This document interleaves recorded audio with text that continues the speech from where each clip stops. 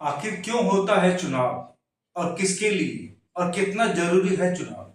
लोकतंत्र के नाम पे भारत में तो विधानसभा लोकसभा चुनाव तो होते रहते हैं, प्रधानमंत्री मुख्यमंत्री बनते रहते हैं, लेकिन कभी ये सोचा है कि चुनाव से फायदा किसको होता है।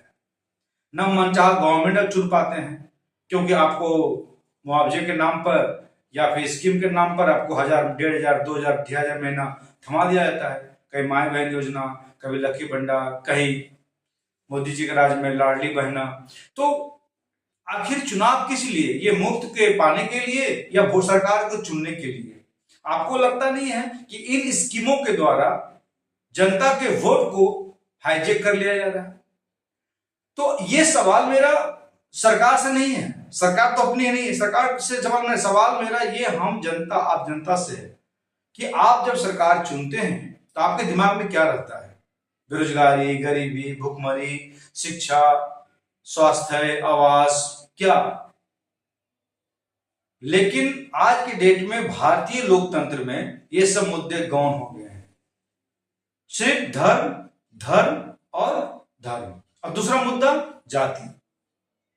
भारत में अगर आप हैं और धर्म जाति के बिना आप इलेक्शन लड़ रहे हैं तो आपकी मूर्खता है, क्योंकि लोग भी ऐसे ही है ना। आपका टैलेंट क्या है, आपका नॉलेज क्या है, मायने नहीं रखता।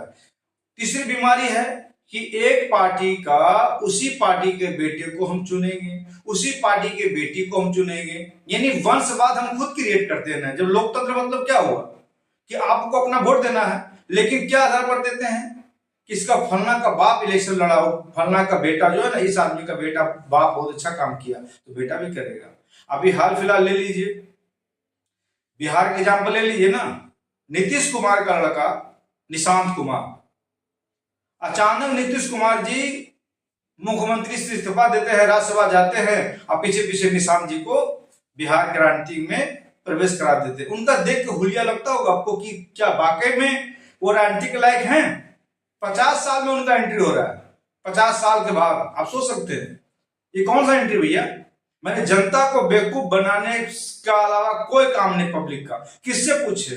वो गली गली भटका है, गली गली गया है, लोगों से बात किए हैं निशांत बाबू, अचानक उनको पॉलिटिक्स में घुसेड़ दिए 50 साल की उम्र पे। राहुल बाबा हमारे इतना साल से चले हुए हैं, उनके खानदान में 3 बार प्रधानमंत्री बने, नेहरू, इंदिरा, राजीव, खुद देख लीजिए।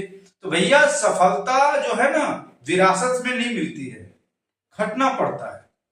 आप देख लीजिए यूपी में अखिलेश यादव जी, मुलायम सिंह का देन है।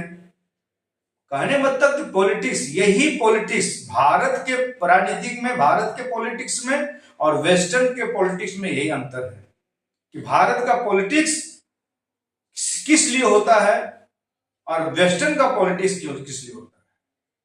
तो भारतीय सरकार से ज्यादा भारतीय जनता मैं जिम्मेदार समझता हूं हम अपनी हालत का।